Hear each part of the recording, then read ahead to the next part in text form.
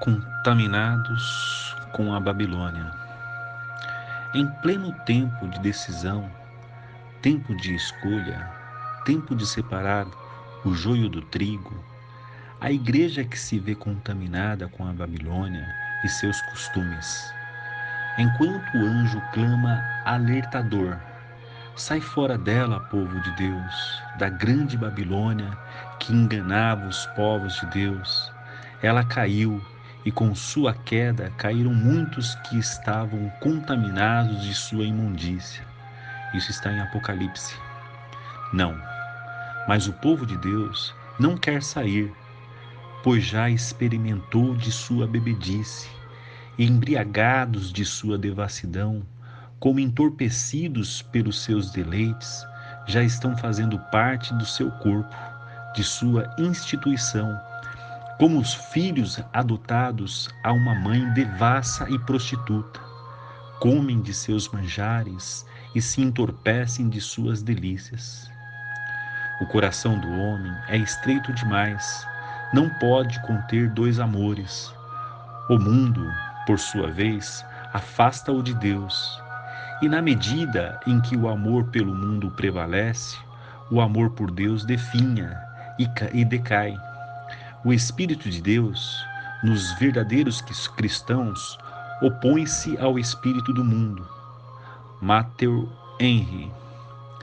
Jesus, abrindo a sua boca, começou a ensinar dizendo: não podemos servir a dois senhores, ou amará a um e desprezará o outro, pois um reino não pode sobreviver a dois reis, pois não tem como subsistir.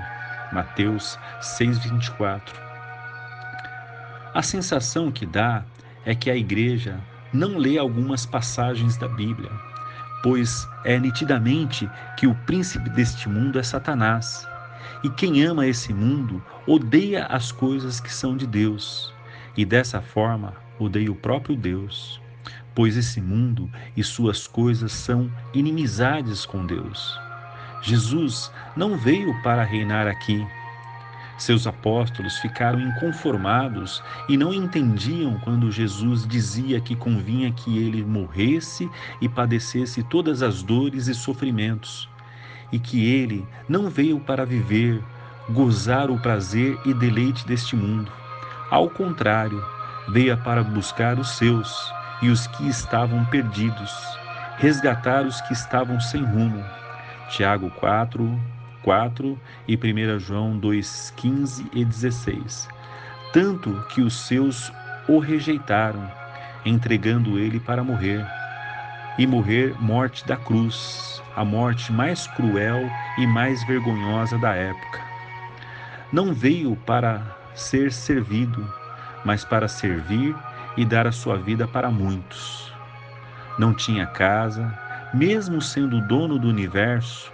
As pedras eram seus travesseiros e os matos seus lençóis. Jesus tinha bem claro que estava aqui para cumprir um propósito eterno, e como homem tinha a presunção e não aceitar aquele ministério. Através de livre-arbítrio, poderia dizer não e continuar a ser Deus, pois a sua natureza era divina. Não se tornaria mais Deus e nem menos Deus. Porém, como homem, ele resolveu não ter orgulho e, assim, estabelecer o reino de Deus na terra através da comunhão com o Pai. Venha a nós o vosso reino. Está em Mateus capítulo 6, versos 10. Nós recebemos de Jesus o mesmo ministério, pois não somos desse mundo, somente estamos de passagem e nosso lar não é daqui. Pois o espírito do mundo se fortalece sempre que o homem busca os desejos da carne, a cobiça dos olhos e a soberba da vida. Todos que são dominados por esses desejos impuros são mundanos. O diabo se alimenta dos desejos de violência, ambição e todas as paixões os quais o homem se rende. O escritor Steven Gallagher falava isso no livro Contaminados com a Babilônia, página 24. Pois se formos a uma prisão, Quase tudo o que veremos serão demônios fortalecendo-se e alimentando-se do ódio, orgulho, competição entre os detentos. Se formos à Rua Augusta à noite, tudo o que veremos serão olhares sensuais dos demônios consumando suas perversões através dos corpos das pessoas. Se resolvermos passar a noite num bar, testemunharemos espíritos de farras e bebedices hipnotizando os clientes como por um tranquilizante anestésico.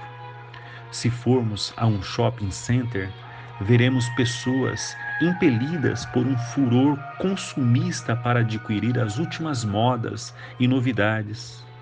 Se formos visitar algumas igrejas, veremos espíritos de religiosidade incutindo no ingênuos e despreparados uma falsa sensação de paz com Deus. Steve Gallagher, página 25. Nós negamos a pregar um evangelho radical, um evangelho onde possa ensinar a verdade e a verdade libertar, que consiste em que não somos desse mundo e a amizade com o mundo é inimizade contra Deus. Paulo já dizia em Gálatas 6,14: quanto a mim, que eu jamais me glorie, a não ser na cruz do nosso Senhor Jesus Cristo, por meio do qual o mundo foi crucificado para mim e eu para o mundo. Ou seja, povos de Deus, se estão fazendo o plano para este mundo, este presente século, alguma coisa está errada, pois a nossa pátria não é aqui, é no céu, com o Pai para uma eternidade certa e esperada. E os contrários disso, nossos planos e ideias são sim para este presente século, como já dizia Philip Doddridge, que dizia em seu livro, Na Terra, assim como é no céu, página 100. Lembremos de que enquanto estivermos nesse mundo, residimos em terra estranha e estamos distante do nosso lar. Portanto, não nos apeguemos exacerbadamente a nada aqui. Esse homem de Deus tão somente transcreveu o que a palavra de Deus havia dito. Estamos assim, depois dessas preliminares, totalmente contaminados com o espírito da Babilônia. Já não queremos sair de nosso conforto, de uma vida onde conquistamos tudo o que precisamos para nos deleitar em nossos prazeres, carrões, casarões, filhos belos e saudáveis, posições sociais privilegiadas e financeiramente abastecidas. Acabamos esquecendo o nosso real destino, o objetivo de nossa vida em Cristo. Deus deseja tanto a salvação dos homens que não prostituirá o céu, não deixará suas portas escancaradas àqueles que somente quando em extrema necessidade saem voando ao seu encontro, aqueles que nunca o buscaram de verdade, aqueles que ainda agora só o buscam e se importam com o Senhor para não serem lançados no inferno. Quem dizia isso foi o escritor Richard Baxter. Se eu te adorar por medo do inferno, queima-me no inferno. Se eu te adorar pelo paraíso, exclua-me do paraíso. Mas se eu te adorar pelo que tu és, não esconda de mim a tua face. Quem dizia isso foi uma cristã primitiva egípcia, Rabia, no ano 800 depois de Cristo. Temos que ter em nós a convicção que somos pecadores e dessa forma merecedores do inferno, e com isso saber que somente através da graça de Cristo é que podemos alcançar não os céus, e sim o amor e intimidade com Deus. Pois antes de entrarmos nos céus, temos que trazer Ele aqui com a gente, através de nossa vida, em nossa casa, através de uma vida devocional, através de um verdadeiro relacionamento com o Cordeiro. Pois o propósito eterno de Deus é apresentar uma noiva que morra de amores pelo seu noivo. uma noiva que exprima e anseie amor de ser amado, uma noiva que não consiga ficar sem nem um minuto sequer longe do desejado de sua alma. Qual o tipo de relacionamento que temos com Deus? Nós constantemente damos alimento aos nossos olhos e assim, de uma forma sem perceber, passamos a ser cobiçosos ao mundo e ao seu deleite. Veja o que Willi Gurdon escreveu em seu livro: Na terra, assim como é no céu, levanta uma muralha ao redor de teus sentidos. Estes são os locais de pouso de Satanás, principalmente os olhos e ouvido. Tiago também fala isso sobre a língua. Se não fôssemos tão fascinados por viagens, prazeres, férias, recreações, não teríamos mais tempo para orar? Se não fôssemos tão apaixonados por esporte, diversão, não teríamos mais tempo para orar? Nós temos tempo de sobra, mas nunca para orar. Não apenas enganamos a Deus e ao mundo, enganamos a nós mesmos. Paul Baileman já dizia isso. Para finalizar, Deus hoje bate à sua porta, mas Ele só quer que você abra, se sentir que esse chamado, que essa palavra é para você. Se sente um indigno, um pecador, um miserável, um ladrão, um lascivo, um cobiçador, um adúltero, um digno do inferno, abra seu coração, a porta de sua vida para Jesus Cristo que está batendo, lembrando-se que Ele não veio para os justos e nem para os certinhos, mas para os pecadores e pessoas indignas que precisam urgentemente de reconciliação e consolo para suas almas.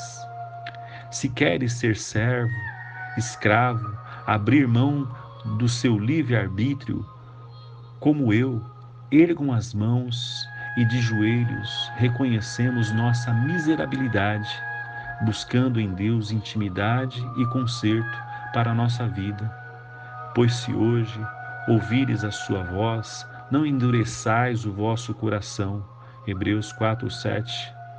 Pois o pior pecado que possa existir é o pecado do orgulho, o pecado da arrogância espiritual, em acharmos que somos santos e merecedores do céu. Que nós possamos perceber que em toda a nossa atitude ou pensamento é manifestado o desejo da nossa alma. A Bíblia fala de uma maneira muito clara: do que o coração está cheio, a boca fala. Ou seja, nós expressamos na nossa vida, no nosso andar, no nosso pensar, no nosso relacionamento, quem verdadeiramente nós somos. Se nós estivermos cheios de Deus, com toda certeza nós vamos falar de Deus. Agora, se nós estivermos cheios de desejos, cheios de prazeres desse mundo, cheios de planos para esse mundo, nós vamos ser materialista e expressar também esse estado da nossa alma. Nós conseguimos nos esconder por um dia, uma semana, um mês, mas tudo aquilo que está dentro de nós, em algum momento ele vai se tornar claro, ele vai vir à tona, porque nós somos aquilo que nós comemos. Nós não conseguimos nos representar ou se representar em todos os momentos. E o mais triste de tudo isso é que nós pensamos que nós conseguimos nos esconder de Deus. A Bíblia fala e deixa bem claro que os olhos de Deus estão constantemente olhando até mesmo os desejos do nosso coração. Então, que loucura é essa de nós acharmos que nós estamos fazendo alguma coisa escondida, a não ser que nós queremos esconder de pessoas. Mas isso é tão pouco, é tão menor, uma vez que não são as pessoas que nos dará um juízo, mas o juízo eterno virá do juiz supremo, que é Deus. E todos nós, todos, os vivos e os mortos, terão que comparecer na presença de Deus sozinhos, sem representante, sem advogado, sem família, sem filho, sem mãe, sem pai.